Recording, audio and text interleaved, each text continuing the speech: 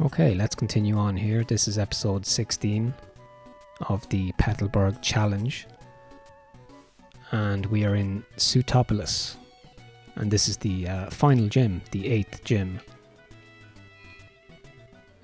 These are all water type Pokemon, so I suppose Gyarados and Pelipper are probably going to lead the charge because they know electric moves. I did play through this already in my previous episode, but the audio glitched out, so I removed the last segment of the gameplay. I do remember these patterns, but it's not really important because I'm going to take on all these trainers anyway, so I need the XP, so why not?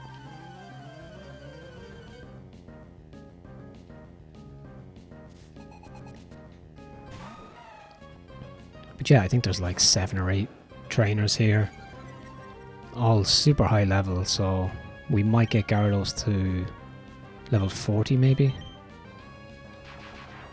But once this gym is complete, and it's a tricky one, there's a Milotic or a Milotic to defeat, which is super hard, but once we do that, it's just a matter of surfing along all the routes and tying up loose ends basically, and then we can head on to the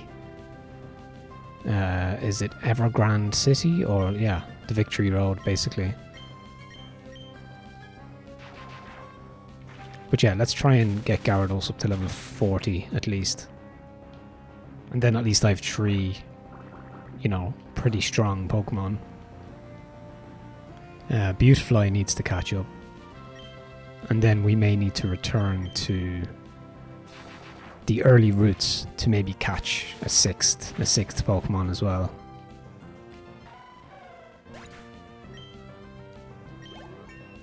Nice, okay, level 38, we'll take that.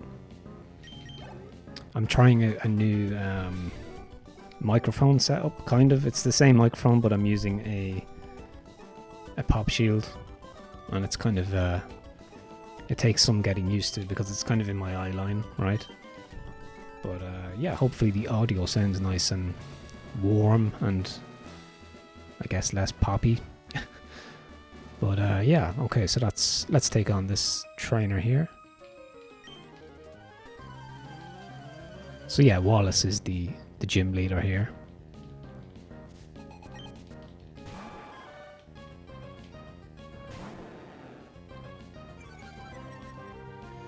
Maybe I should be using the XP share for Tentacool at this point, but I suppose maybe I'll save that and just maybe I need to get Gyarados above 40 at least. Like ideally, if it's anything like Gen 2, you're going to need 4 Pokemon at least in the mid 40s to have a good shot, and then maybe 2 backup just to. Wow, that was a nasty hit there, critical hit. Alright, we got our full restore. Nice. Hopefully Gyarados can still do some damage here. I think in the last episode as well, I was supposed to teach Gyarados Earthquake in place of, or to replace Dragon Rage. I think it's a stronger attack. I know Dragon Rage, I think it always hits 40 no matter what, but that's quite limited when you're in the higher levels, right?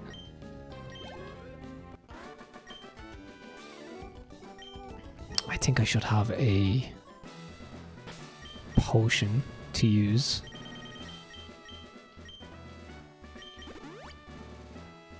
Nice, okay. Just give me 1 second. Okay, so we've defeated those 2. Let's clear the 2 down here. So I think there might be 8 in total, actually.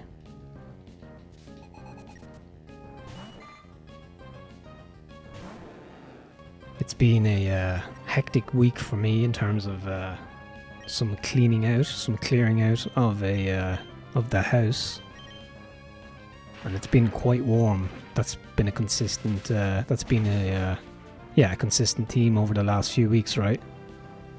Or the last few episodes. But yeah, so maybe, yeah, the aim for this episode is to secure the badge, obviously, and then just sail west and see what we find, take on whatever trainers we encounter, get some XP, and I think the final destination there is Slateport, but it's a long enough route to get there. I think there's different tides and currents and stuff you have to navigate through, and there's some islands and hidden stuff, but some of the areas we won't be going to, because you actually need to catch particular Pokemon to kind of solve some kind of a riddle or a puzzle, which unlocks kind of secret areas around the map. I think Ancient Tomb is one of them in the desert area early on in the game, but we won't be doing that. It's kind of an optional side quest thing anyway, but yeah, the main objective will be to sail west until we hit Slateport. Yeah, then we can kind of just touch base, see where we're at, and then we'll be sailing west again, kind of backtracking along towards Dewford to find the abandoned ship, and there's also another kind of smaller cave. And once we've done that, we're good to go in terms of heading for the Victory Road. So not too much to do in terms of the main storyline. This is probably the last important beat of the narrative, right?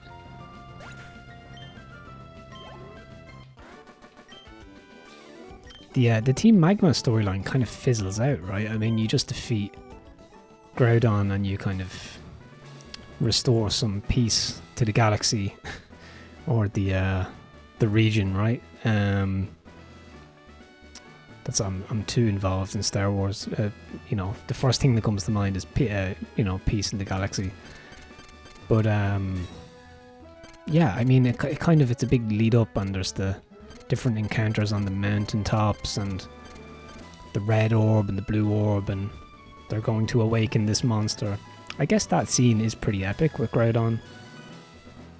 But yeah, there's no major like epic final battle against Magma or anything, but it's similar in Gen 2 with Team Rocket. They're just kind of secondary narrative to keep things interesting. Okay, so how did I do this? Like that, I think. I need to drop actually, don't I? Because I need to take on the final cluster of trainers.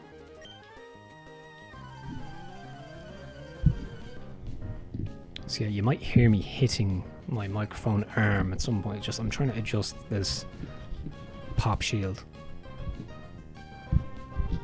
Okay, I think we're good. See, traditionally I've used the microphone foam, but it's actually a little bit, I don't know, I don't like the odor or smell of it, so that kind of cheap plastic type smell. So I actually have a pop shield somebody gave me a while back, so they didn't use it, so I'm trying to check it out. I just don't like that you can't see the microphone. You're just talking into a circular mesh into the void. I'm just going to check my level. Yeah, my levels look good. I'm kind of in the yellow, just peeking into the red when I mention like P sounds and stuff like that. And by P sounds I just mean words that have the letter P, hence the need for a pop shield. Yeah, so this is all relatively straightforward stuff. I just mentioned P sounds. Actually, Thunderbolt is out of PP. So let's see if we can just Dragon Rage our way out of this encounter. Okay, not too bad. I reckon if we can pop off 4 drag. Hold on, I'm confused now.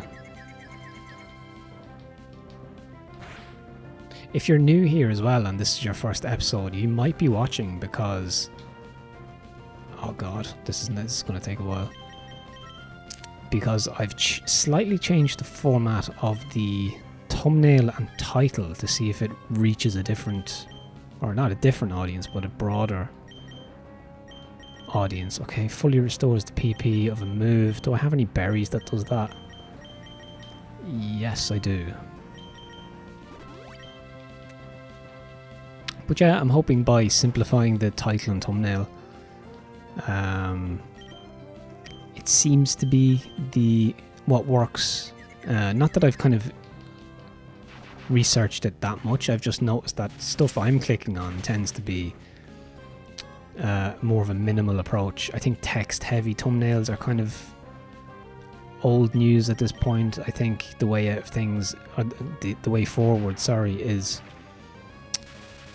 more basic, simple thumbnails, screenshots with nice, concise, well-worded, grammatically correct titles. And even at that, there's people, I see a lot of video titles that are just purposely grammatically incorrect or all lowercase or whatever, and still do very well. It's a bit of a lottery, YouTube, in terms of sometimes you can put all the effort in and actually get some results. Other times you get no results from that. Then other times you can put like 0 effort and actually just pick like sometimes an auto-generated thumbnail, and for some reason the algorithm just likes that, or people like that, they click on it. Maybe it's there's a kind of a, I don't know, is it there's just a genuine sensibility about low effort. It's not low effort though, it's like you're not trying too hard, put it that way. I think there's something off-putting or unattractive about trying to get people's attention too much, and I think there's an art to getting people's attention and wanting people's attention, but doing it in such a way that suggests low effort, right? And there's an art to that, and I think some people do that by accident. I think other people are doing it consciously, and I think thirdly, it's also just organically becoming a way of presenting videos on YouTube. It's interesting. It's just part of the culture, right? It's how things are growing. But you'll often see in your recommended feed 5 or 6 word titles, this is the end of modern gaming, all lowercase, and it'll just be a picture of a screenshot from Assassin's Creed, and it'll have 2 million views, and it's now granted, like, or to acknowledge that those channels probably already have a massive following, so that's contributing to that, to those videos kind of going semi-viral. But even for smaller channels, I've noticed that retro gaming stuff, a kind of a more conceptual title rather than just a video game name and part and stuff, episode number, I think just a more like, check out this Doom mod, it's super fun, or whatever. That's going to be better than just naming the game and the resolution or that type of thing, But anyway, if you're not a YouTuber, that might go straight over your head, and you might just say, well, look, I just click whatever I click on.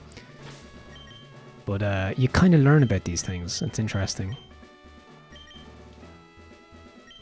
It's something that I kind of passively learn about. I don't actively go into the analytics and the demographics and try and strategically put out videos. I don't do that at all. I don't schedule anything. Everything you see is uploaded probably within 30 minutes of me recording it. There's no schedule, there's no strategy really. There is a loose theme in terms of games and franchises that I return to. And just the general vibe, there is a loose theme running through the channel of like FPS, Game Boy, retro PC, that type of thing. You know, that's the loose kind of theme that connects everything together. But then there's also just random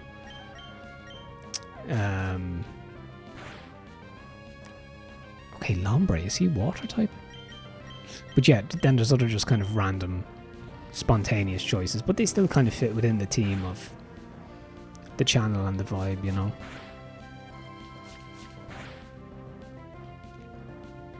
The way I like to think about it is like this channel, like in my every other aspect of my life, I'm very routine and organized, and this channel gives me a framework to be spontaneous, but within a structured way. So within the confines of the channel and within that loose theme, I can just pick a random PS1 game and play it and find a way for it to, find a way to frame it in such a way that it blends in with everything.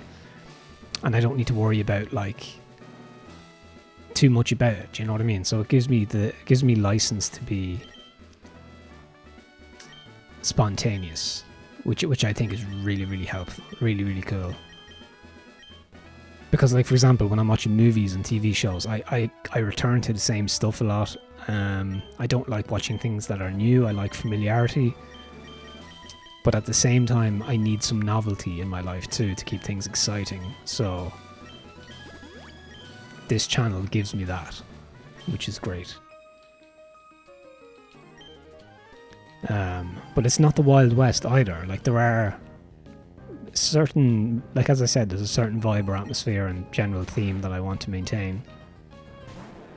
But it's loose. It's loose and not clearly defined. You'll probably get it if you've watched a few of my videos and you've seen the type of content that I cover or the type of games that I cover. There's not a specific genre. It's more so, or if there is a genre, it's just basically what Luke likes to play. Not what's popular, what's good, what's considered good, what's highly rated, whatever. It's just whatever Luke would like to play on a certain day. Oh, Hydro Pump. Do we need Hydro Pump? Instead of Bite, maybe. I don't think Bite is offering me that much. Maybe Hydro Pump is the play. Although I have Surf, which is 95. I don't like the Hydro Pump only has 80 accuracy.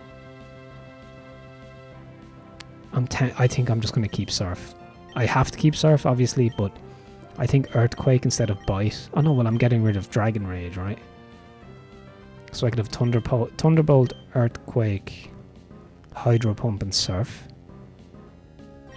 Why not? Fine. It's a high damage move, and now I have 20 PP total of water, of high damage water moves, and we're level 40, so that's awesome.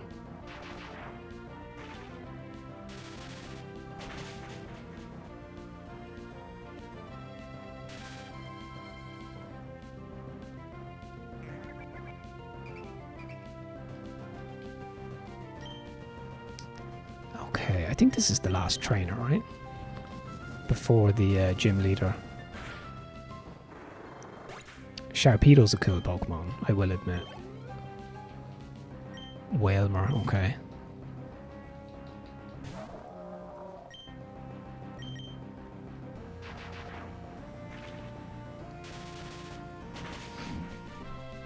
Alright, okay.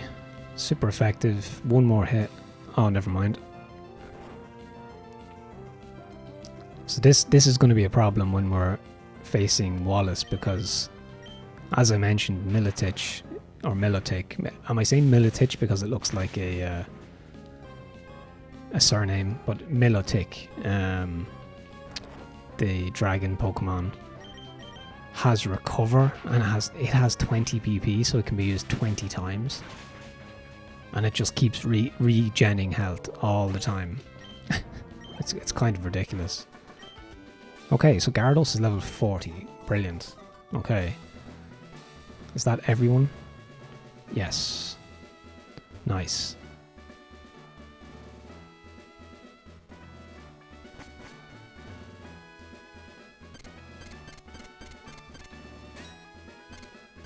Yeah, so this final puzzle.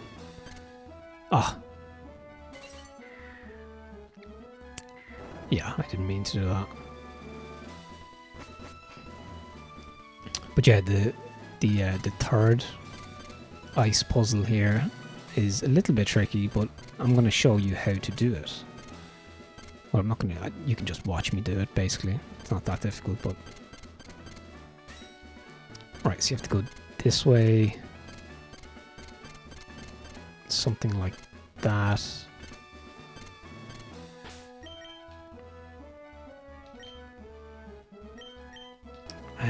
Let's just use an Oranberry. Okay, let's continue. So like, I think it's like this. You have to kind of... so if I go like that...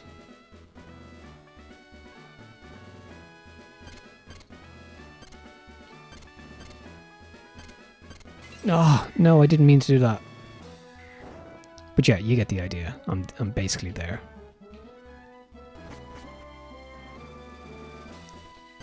I'm trying to think of the word. You have to it's not oscillate, but alternate maybe. Like instead of going in a straight line, you have to go up and down.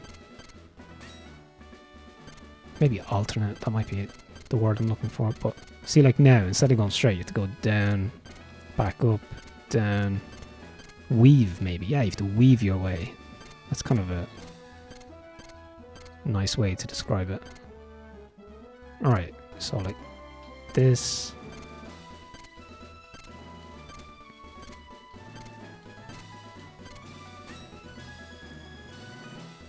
Alright, nice.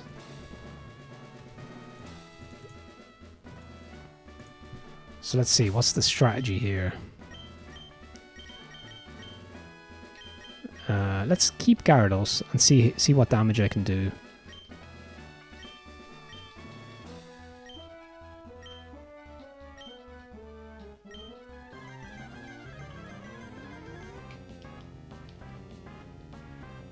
So not too bad. I guess the first half of this episode is basically the gym, and we'll spend the second half just surfing west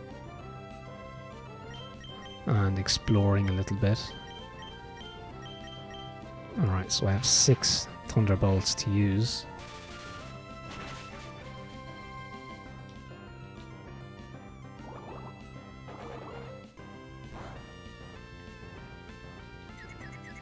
I must check what Pokemon types are in the Elite Four. Gyarados beats Confusion quite a lot. I'm liking that. But yeah, I'm wondering what kind of Pokemon we're going to be up against in the Elite Four.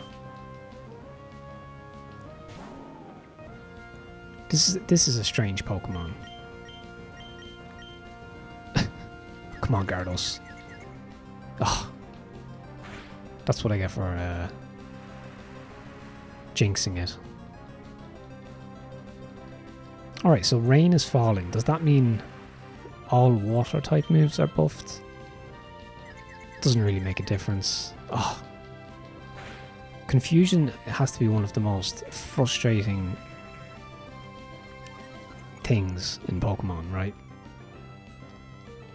I'm gonna have to use an item because Gyarados is getting damaged here, so heals Confusion. Yes, please.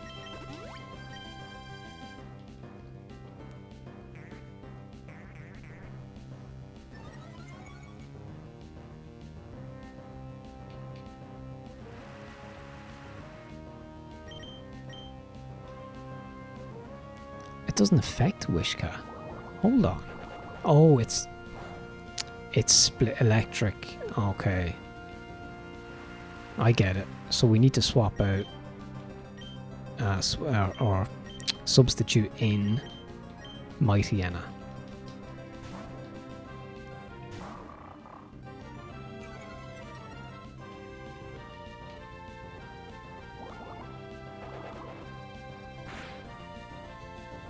Wow. That just blasted half of my HP and confused me. That is not good. This is definitely not going well. I was not expecting Wish Cache to be so difficult to beat. Finally snapped out of confusion. Oh my god, that's not good. Okay, that's Poochyena gone.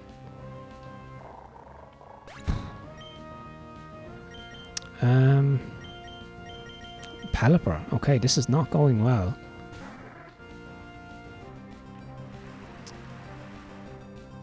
Let's use fly.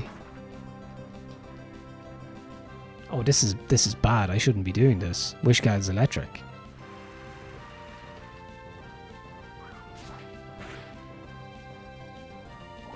Alright, okay, at least it used water pulse, not an electric move. The fact that confuses is just ridiculous.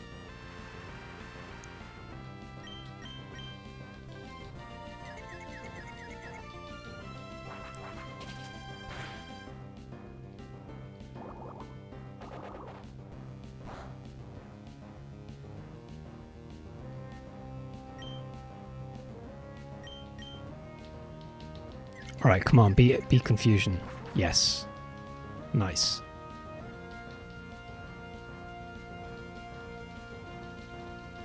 Oh, wait, what? You can get hurt by confusion in the air?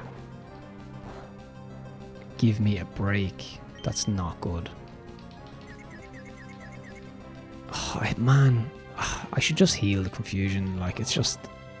It can last. Is it up to 5 turns, or... Man, this is not good. This could take a couple of attempts. I should have spent some cash. I'm going to lose a lot of cash from losing. And I should have healed there instead of using... Alright, this is brutal. This is quite brutal now, I will say.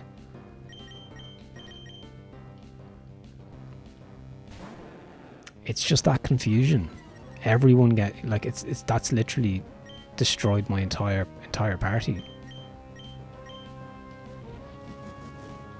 Give me a critical hit.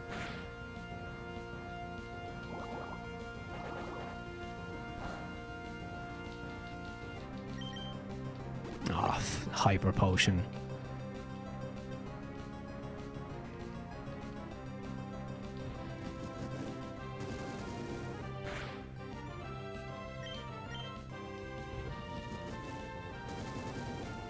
This isn't even the hardest Pokemon in the lineup, so it's not. I don't like my chances.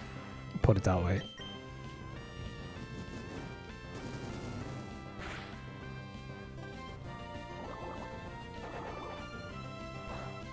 If I can pop off 2 revives and heal everyone somehow after this fight, after this particular encounter.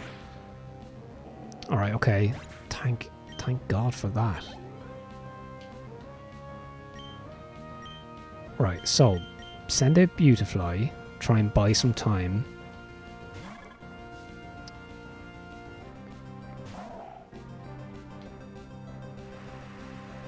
I do have grass, but I need to heal. Let's get Gyarados healed as a priority. And then hopefully if we've enough time we can revive the other 2. I need Beautifly to last here. Although I think Ice is super effective, yeah. Ice is super effective against Bug, yeah. Right, Tentacool, you're up. So we need to get a revive off. Okay, rain continues to fall, okay. If I pull this off, this will be a ridiculous fight. Oh, he missed. He missed. That was such a big moment. That allows me to get Poochyena back. Right, I think that's Tentacool out. So now the question is, do I take a couple of hits from Gyarados to heal the other two?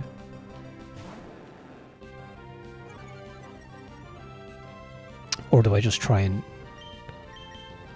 Right, I've 3. Let's just try and defeat Celio. Okay, not too bad.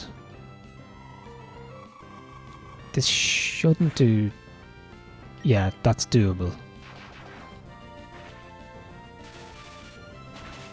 I do have a max ether as well, so I can restore Thunderbolt if I need it. This is huge. It's just Milotic is the problem. Okay. This is further than I expected to get. Milotic, oh my god.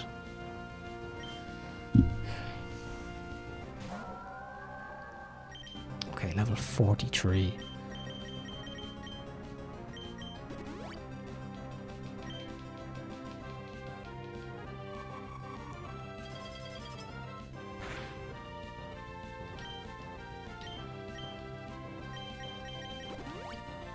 Okay, at least they're full.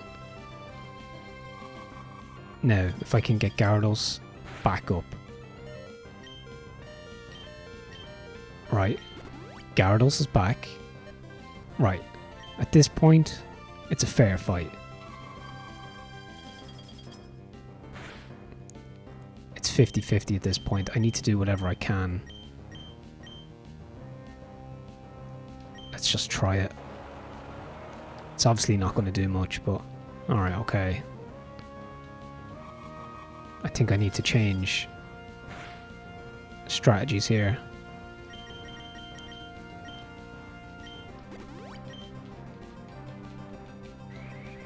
Alright, see, it keeps using recover, so that's okay. I'm going to heal. Right, we're back. It's back to a square fight, 50-50. I just need Ice Beam not to do too much damage. And if I got a critical hit along the way, that would be awesome. Yes, it's paralyzed. I'll take the Ice Beams, but if it's just recover we need to worry about.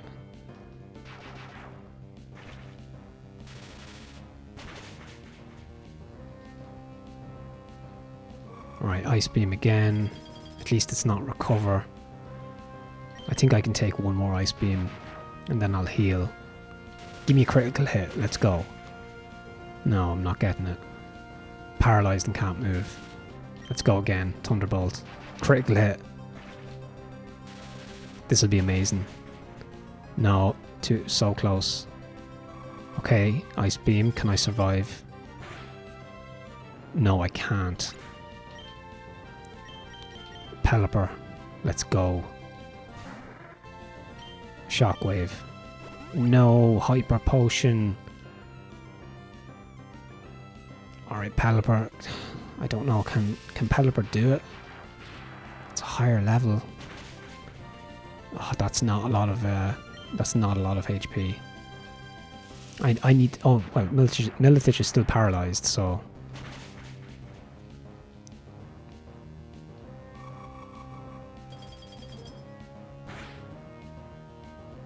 Okay, that's a lot of damage. I might need to revive Gyarados.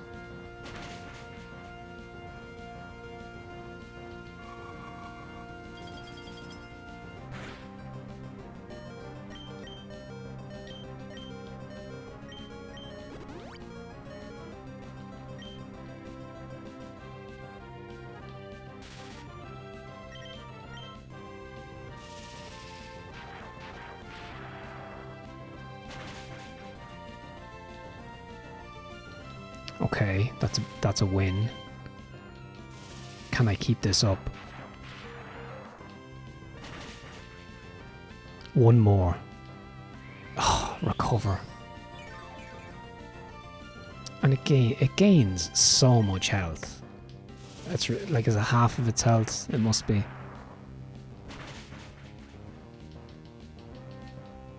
Yeah, it's going to be back to full health. I mean, this is ridiculous, really. At least it's still paralyzed, and Wallace hasn't addressed that.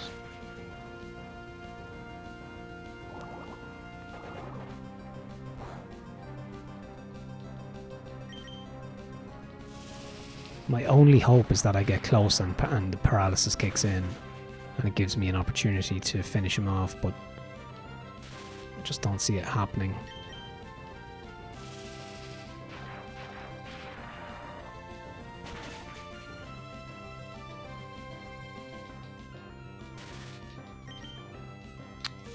I hope it uses Ice Beam if it does break through the paralysis, but if it's a recover, we could be here for a while. Yeah.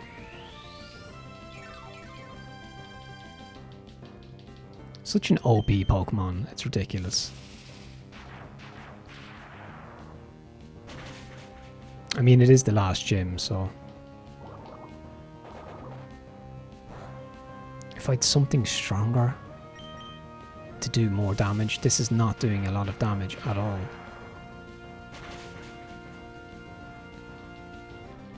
Yeah, wow.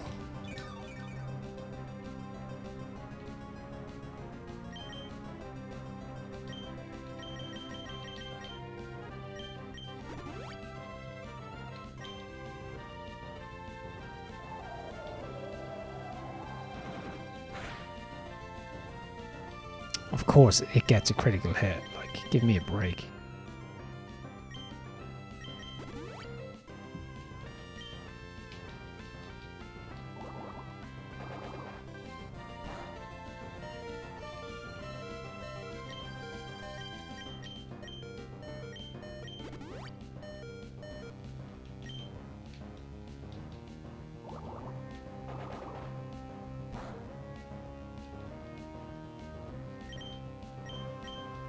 I've only 8 of these left.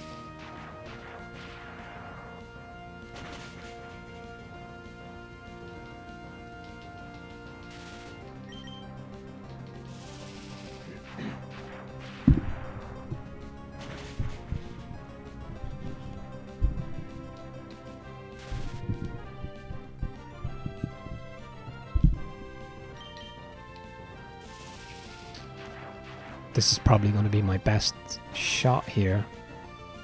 If I can get close. No, recover again, man. Jesus.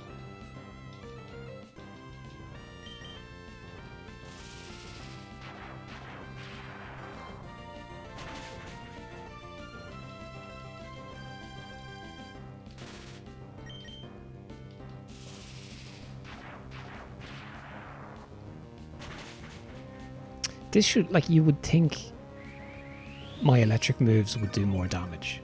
It's super effective and it's only doing, you know, very, very small amount of damage. Militich must have a ridiculous amount of HP. I'm gonna have to try use wing attack or something now when this runs out. Might be just as good, to be honest.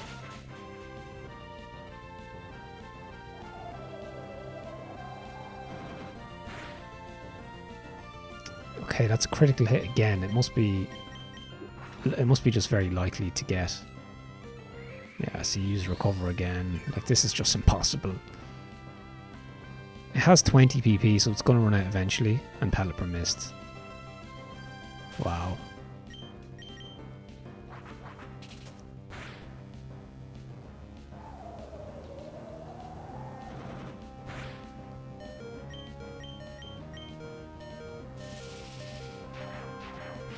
So maybe I just hold out until it runs out of recover, right? I mean, that's all I can do.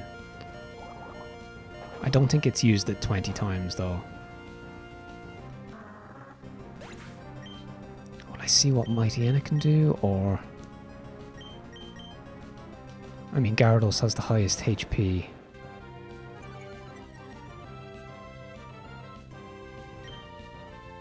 I've 11 Thunderbolts.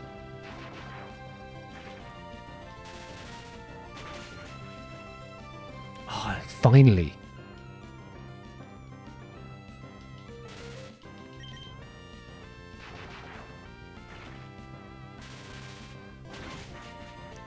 Oh, 2 critical hits in a row.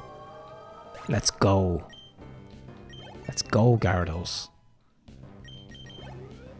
Okay, what do we have? Seeking. It's not over till it's over.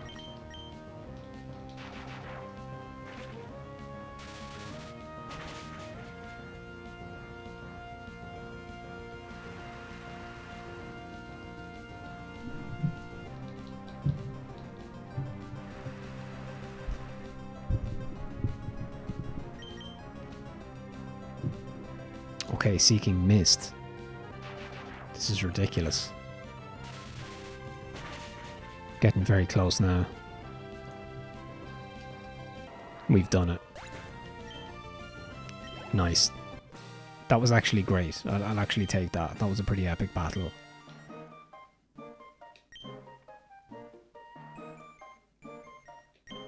You better recognize my magnificence as a Pokemon trainer. Nice, we got the rain badge.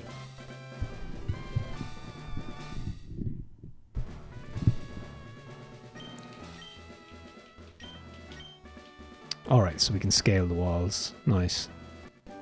We get TM03. Water Pulse.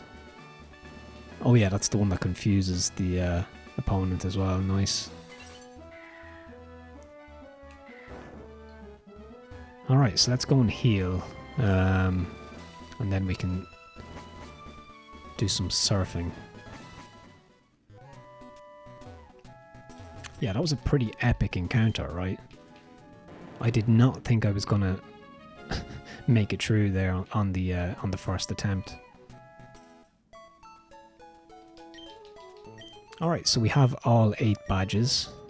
So just a small bit of housekeeping to do, backtracking a couple of areas, and then we're good to go. Although I will need to do some leveling up and that type of thing.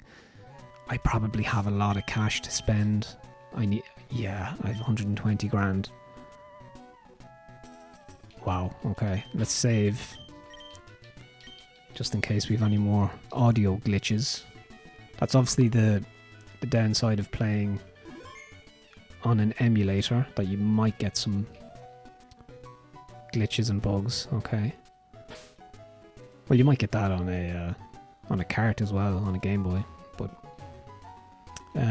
at least on an emulator, actually, you have some recourse in terms of like loading a previous state or whatever. But for the most part, and well, actually for the whole playthrough so far, I've played as if it were on a handheld. No like crazy, no rewinds or any crazy features like that. Alright, so I think we have to go back to the surface, I guess. I'm just going to check my trusty playthrough guide just to make sure I haven't missed anything. Okay, so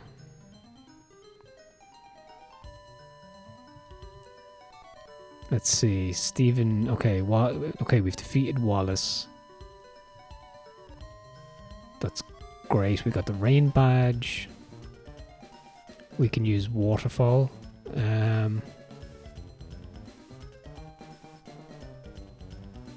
Okay, so Evergrande City. It says it is possible to travel to Evergrande right away, but there are several areas that have yet to be explored.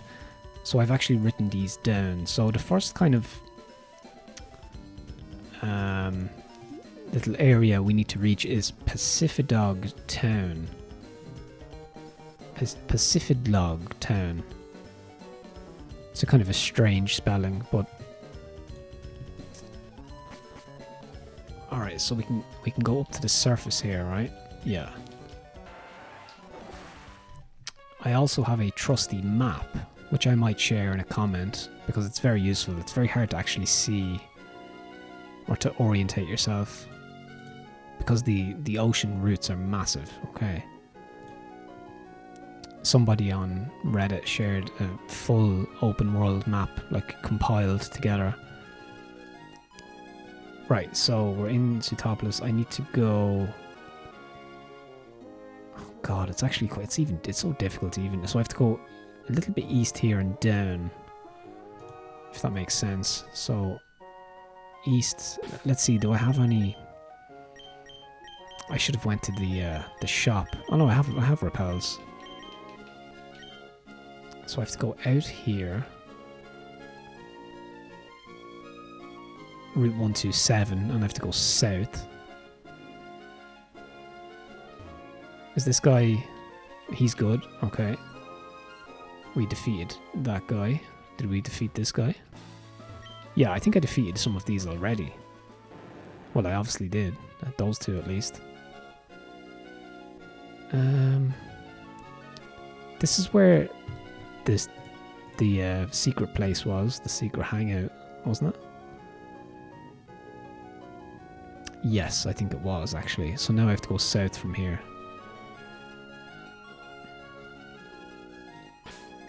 Right, so in terms of Pokemon, I'm going to give Beautifly the XP share. I think that's a good plan. Where is it?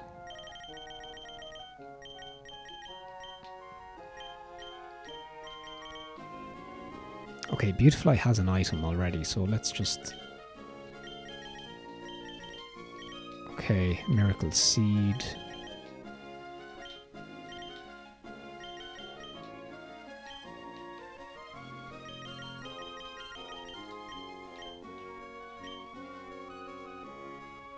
Alright, so we've defeated some of these trainers already.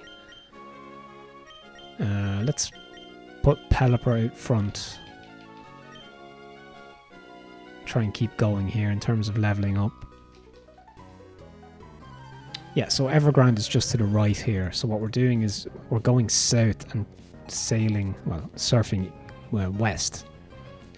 But we will be returning to Evergrande and using Waterfall to access that area later on.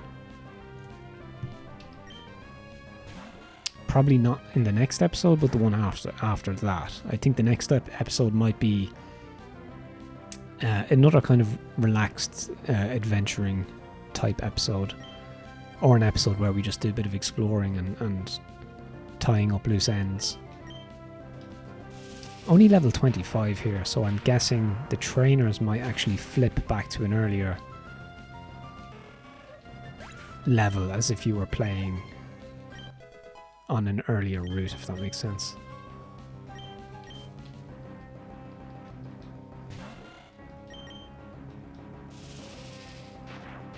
But yeah, let's, as a rough kind of target, if we can reach Pacificdog Town, which is like a small seaside town, I guess. It's all kind of floating on the town, a little bit like Sootopolis. There's no gym or anything, obviously, it's just a POI, place of interest. Okay, if we can get Pelipper to 43, that'll be nice.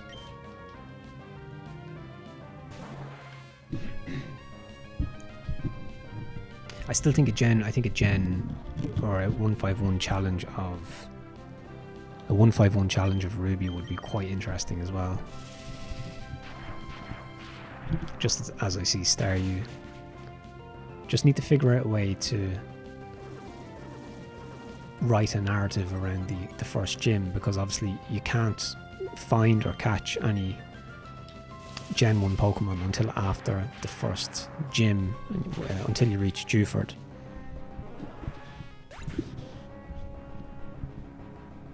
I'm just adjusting my microphone, so apologies if you get any feedback there.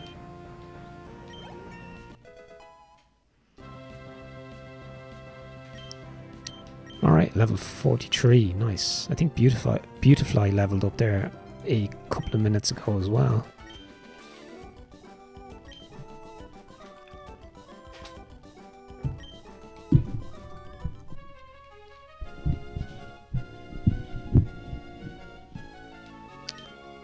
Right, so we are going south here. This is blocked, I guess. Yeah.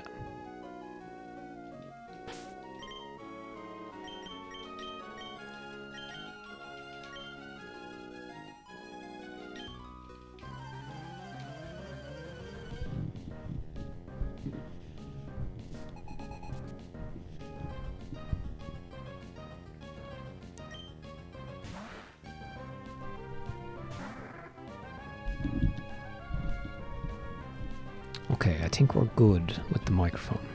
Yeah, we're good. Okay, so Shockwave. Yeah, level 32. This is all very doable. Maybe Beautifly should just be put out front here. Although it would take longer.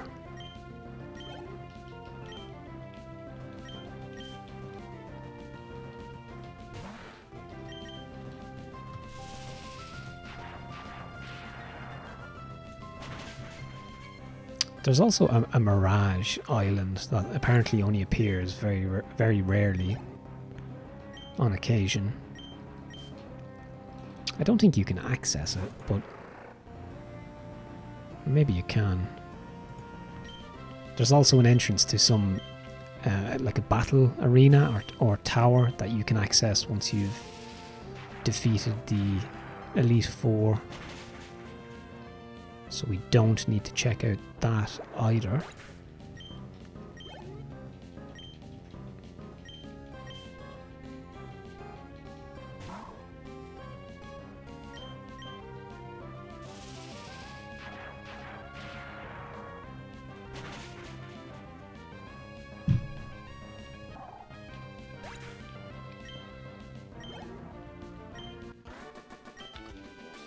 Okay, I wonder how many more trainers are along this route. Hopefully not too many. There's one. What about this side? There's another one. Okay, let's just take them on. Okay. What's the hurry? Yeah, they know we want to progress.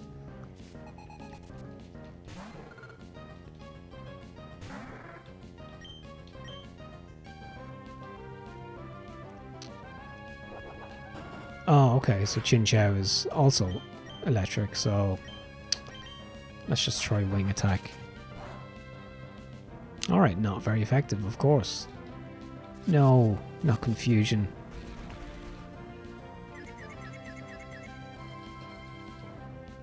Oh, man. Confusion is just the bane of my existence in this episode.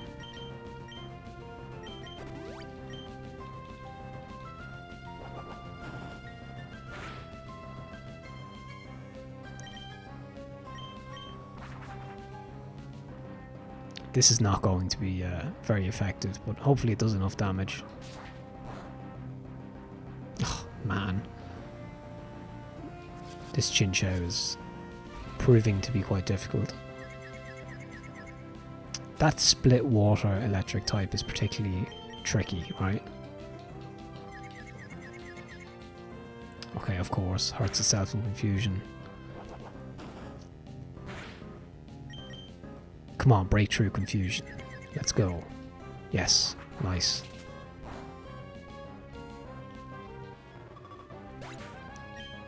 Maybe that's the evolution before Wish Cash, is it? Maybe it is. Which was also a difficult Pokemon to beat. Oh, I'm still confused, I forgot.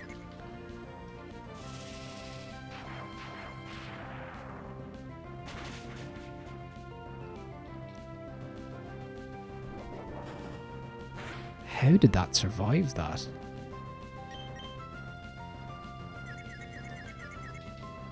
That's my one criticism. They need to buff. Or they would have had to. Well, I would have liked if they buffed the electric moves. a little bit more, because it's quite poor, like in terms of how much damage it does against water. You would think that would be one of the most obviously devastating combinations, electric against water.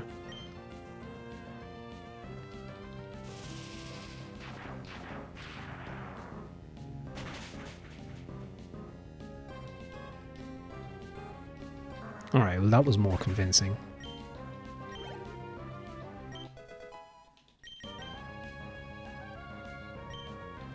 Silver Wind, what does that do?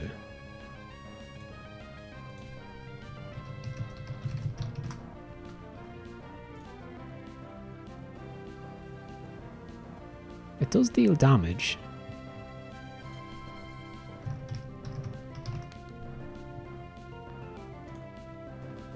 Let's see if I find Beautifly's Learn set. Gen 3. It's a bug attack that does 60 damage. Alright. Do you know what? That's actually not a bad shout. Yeah, I think Poison Sting we can remove. Alright, that's actually a decent move. I'll take that. I must check the chart, right? What is Bug super effective against?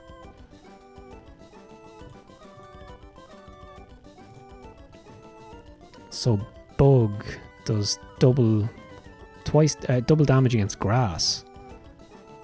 And against Psychic. Wow. And Dark. Okay, that's very useful. That move could come in clutch. I must remember that. Alright, I'll be back in 1 second. Okay, let's see. So there was a trainer down here.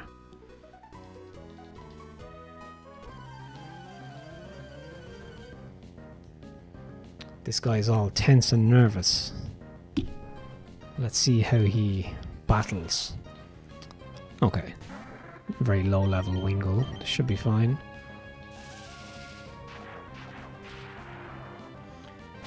But yeah, there shouldn't be too much in the way here just to get to the next point of interest.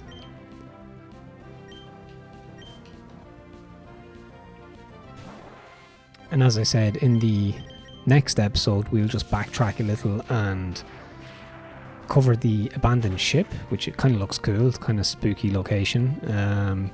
That's along the route, the ocean route, just after Dewford, or between Dewford and Slateport.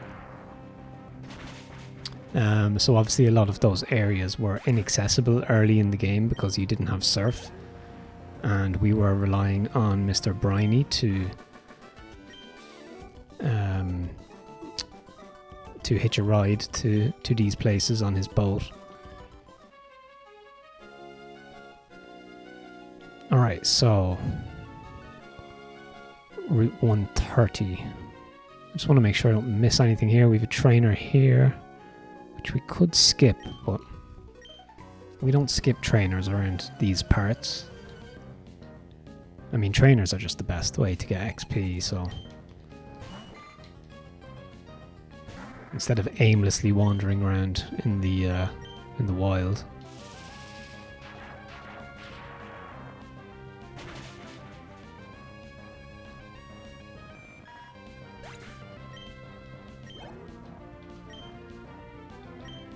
Oh, not another Chinchou. Right, Poochyena, let's see what you can do. I haven't used Poochyena in a while, so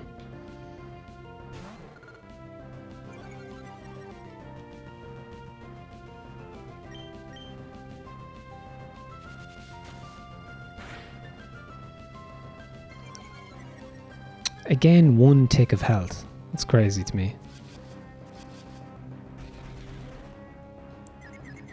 And the classic confusion. Come on, break through, break through. No.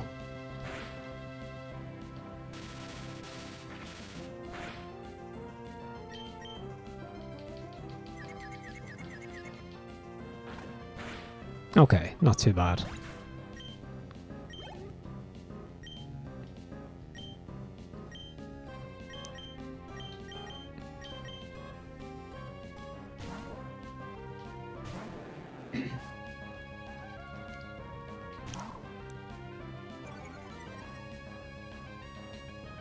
But yeah, if you are enjoying the playthrough of the Petalburg Challenge of Gen 3, get involved, share a comment, share some reaction, advice, Pokemon knowledge, Pokemon lore, random bits of information, anything at all. The floor is yours, the viewer, in terms of just opening up the conversation. Sometimes I drop a comment as well with some useful links and some thoughts and stuff like that. So I might drop the link to that world map, that route, the connected route map that I mentioned. Very, very useful. Right, max repel. And as always, you know, I mean, you've probably heard it a million times. You know, if you could drop a like on the video and subscribe, that would be great as well. And of course, if you subscribe and you're not, and the content isn't your vibe, you know, unsubscribe. That's fine. That's all good, you know. Nobody has to stay, but everybody's welcome to stay if they would like to. That's the idea. It makes no difference to me, really. I will continue to do what I enjoy, and hopefully other people enjoy it too. Obviously, like, it would be great to grow the channel. That is a goal. You know, I won't hide that, but the follower count or subscriber count doesn't really affect the pace or schedule or enthusiasm of the channel, or my enthusiasm for making content. You know, it's a bonus, put it that way. So, but if you do make it through, you know, 10, 20, 30 minutes of any of my content or my playthroughs, it's actually cool seeing Gyarados, the other side of Gyarados. The sprite is quite cool. But yeah, if you've made it through 10, 15, 20, 30 minutes, whatever it is, of any of my videos, you know, be sure to drop a like, to, you know, to share that, you know, to basically to indicate that you have spent some time consuming the content and you enjoyed it, you know. If you have indeed enjoyed it. Again, if you haven't, that's fine. But it seems, yeah, you know, people are enjoying what I'm putting out there, and that's great, you know. Okay, so let's see. Okay, now we're at Route 131. Okay, we're being chased. Okay, there's three trainers here, so let's heal up and stuff. Or let's just run with Gyarados and get through these ASAP. Okay, Repel is worn off.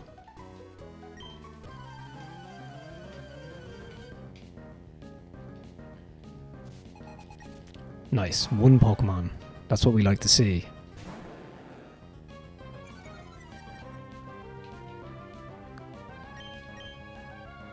I discovered some interesting channels, actually, that I thought would be cool to share. Das Gamert, so it's Das Gamer and then T at the end. He is a Dutch streamer or YouTuber, and he plays, like, DOS games is his thing, like obscure, like, you name it, anything, educational games, FPS games, Unreal Tournament, Quake, 90s retro PC, FPS, all of that kind of cool stuff. And he has like I think 30,000 subs or something, so he's like really decent sized channel. But he's a cool guy, and I've checked out some of his stuff. He uses like original hardware. He has like really nice stream overlays and stuff. So yeah, check out Das Gamert. I'm sure if you just type in Das Gamer, his channel will probably pop up first. I also found, I must get the exact name of the channel. It seems to be inactive, or it's not. It doesn't, not abandoned, but it doesn't seem to be. It doesn't seem to be active, so that's unfortunate. It's called VGWA World, and it's only 1.5k subs. It's a small channel, but it's a video game wrestling alliance, content around wrestling games basically, and efforts to preserve wrestling, retro wrestling games and stuff like that, and some deep dives into retro wrestling games. Really, really cool. Unfortunately, yeah, seems to be not active or inactive for the last year, which is unfortunate, but very, very cool channel.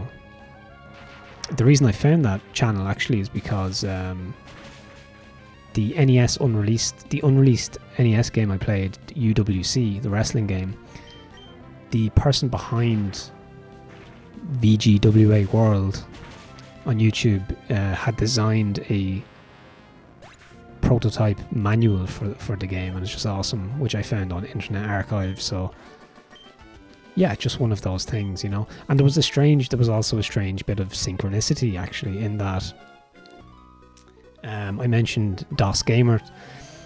I also follow LGR, who is he makes like obscure vintage computing content and retro tech content, and he reviewed Wolfenstein 3D at one point, and I watched the video like maybe a month ago or something, and he used DOS Gamer's footage, and I was actually reading DOS Gamer's website and his story and background and some lore of the channel and stuff. And he mentioned that he was contacted by LGR to use the footage, and then it just popped into my mind. I was like, oh, I actually seen that video, So actually, two unrelated channels that I follow had actually interacted with each other in this kind of unique way, and I had stumbled across them both separately, and it was that connection. It was totally unintentional in terms of like I just stumbled across that connection. But very cool. You can see the circle of retro gaming, retro computing, retro tech. It's all, you can see it all coming together on YouTube, and you can see the community. When you start leaning into it, you can start making these connections, and seeing who's commenting on whose videos and who's helping each other out in a good way, in a kind of a communal way. Very interesting. I hope I have a small part to play in that. It's kind of I have a young channel. It's only a year old, but I would hope that I contribute to that that conversation across channels and on YouTube, But yeah, very cool. Check out all of those pages. LGR, highly recommended for computing content. DOS Gamer for 90s PC gaming. And VGWA World on YouTube for retro wrestling content. I can't interact with this guy, and I need to use a repel big time, because the encounter rate is ridiculous here. That was like 4 encounters in a matter of like 10 steps. Can I... Okay.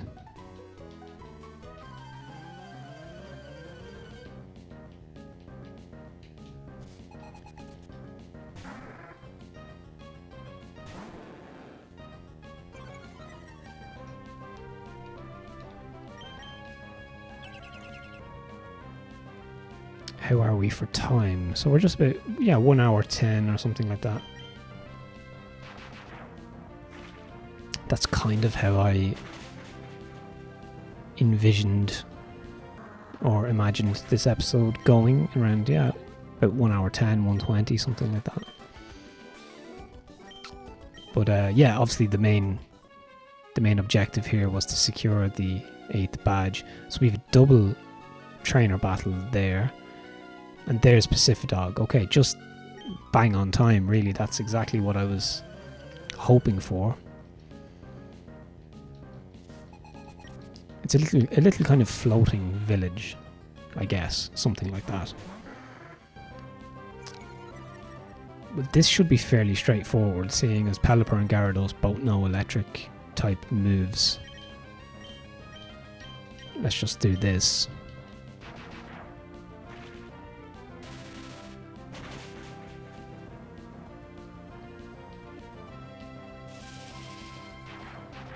I miss Wingull. I think Wingull is the cooler of the evolution line. I think Pelipper's alright.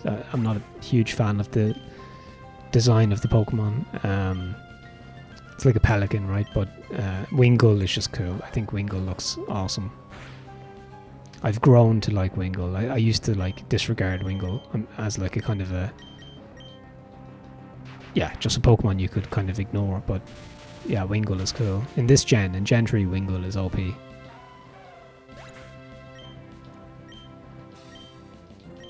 Because you can learn Fly, Thunder Shock, Steel Wing, a bunch of stuff.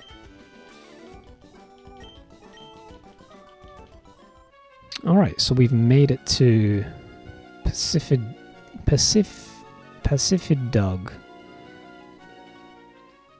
Ooh, that's kind of cool. The logs fall down or like submerge when you walk on them. Interesting. Okay. So let's save it. I am going to explore for a couple of minutes. Check out the locals, chat to the locals.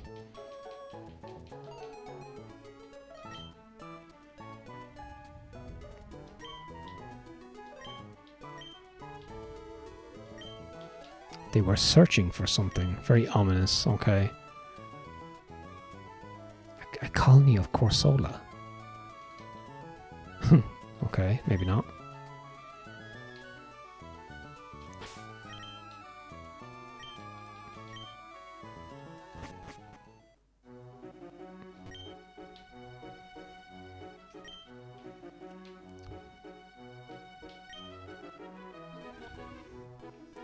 Alright, so let's see who's in here in this little hut.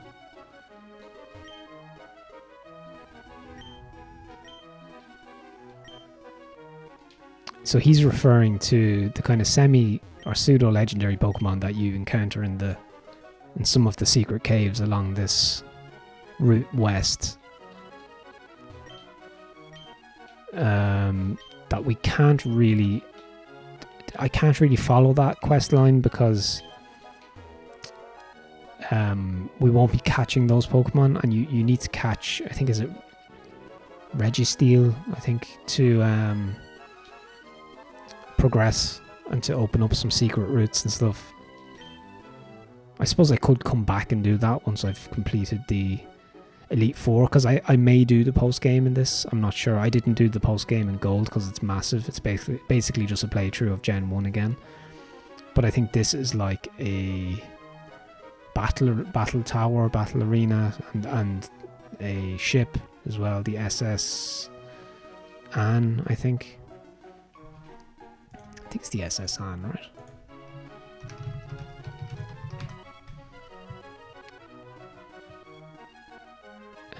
Let's see.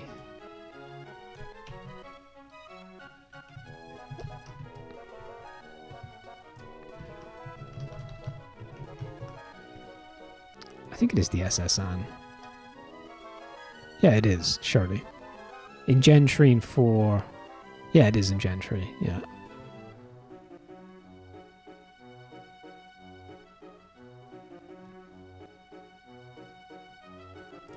But yeah, basically there is a post game, so we might check that out. Where did you come from? Yes. A sky Pokemon.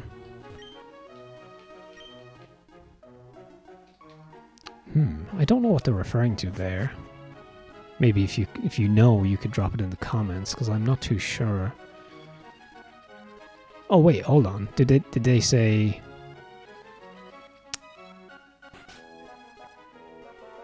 Which region did she mention? Above Hoenn, yeah. Is it flying around all? Maybe are they referring to like Ho-Oh, like the Gen 2 legendaries, maybe? Or some other legendary Pokemon. I'm not too sure. I think I was in here already. Oh no, I wasn't. Pokemon Fan Club's most important person. The chairman's younger brother.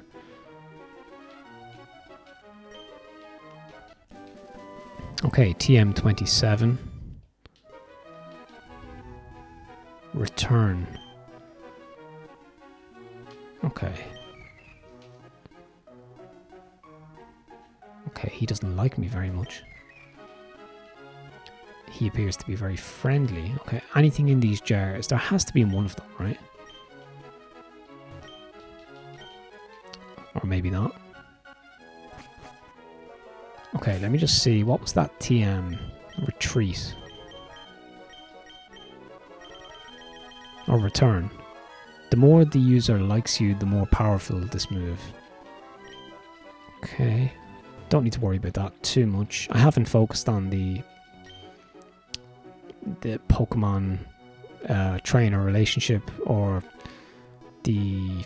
how do you even describe it? It's like how much the Pokemon, and yeah, I don't know how, I don't even know, the energy or the vibe between the Pokemon and the trainer, and the Pokeblock, that whole thing, and the Pokemon fan clubs, and I haven't really leaned into any of that.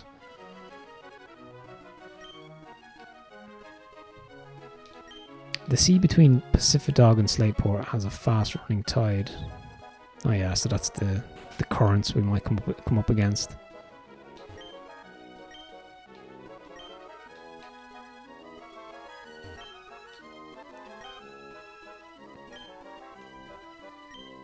No, and if I did have a Blossom, I would not be trading it. Blossom is very cool.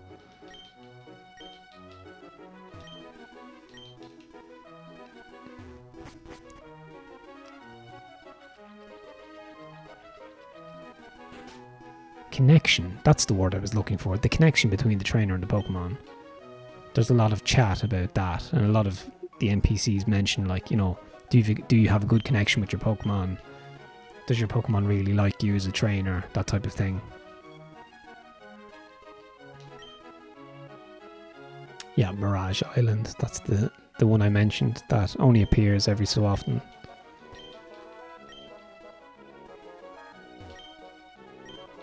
Alright, so that's basically this area, right? I don't think there's anything else to mention or check out.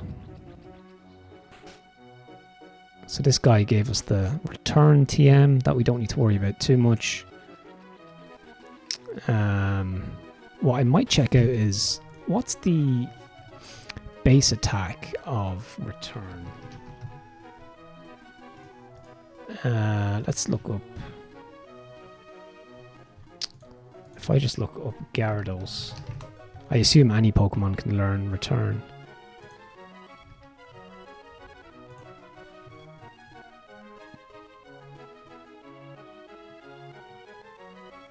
Alright, so it doesn't have a base damage, but it's obviously based on the connection. What does it say?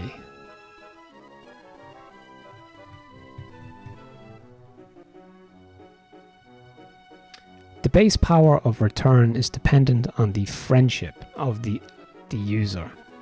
The greater the user's friendship, the greater the base power. Right, okay. The base power of return is set to 1. Alright, okay, so there's a whole equation behind that. Alright, okay, so that is... Have I checked out all 3? So there's 5... Yeah, that's Pacificdog Town. Let's go to the Pokemon Center just to save our game. Where the morning sun smiles upon the waters. Okay, so let's do a double save here. Just approaching 23 hours. and approaching the final stretch of the playthrough as well, which is nice. Just as the, you know, playing through the summertime, you know, so I can kind of settle into a new playthrough of something for the winter, autumn, winter period. Okay, so that's our double save. So yeah, if you enjoyed the episode, you know, as I mentioned, drop a like, comment, subscribe to the channel, and yeah, let me know your thoughts. If you have any interesting Pokemon knowledge or advice in relation to anything that's happened in the episode or the playthrough or in general, feel free to share that. But yeah, thanks very much for watching, and I'll be back again soon with some more content.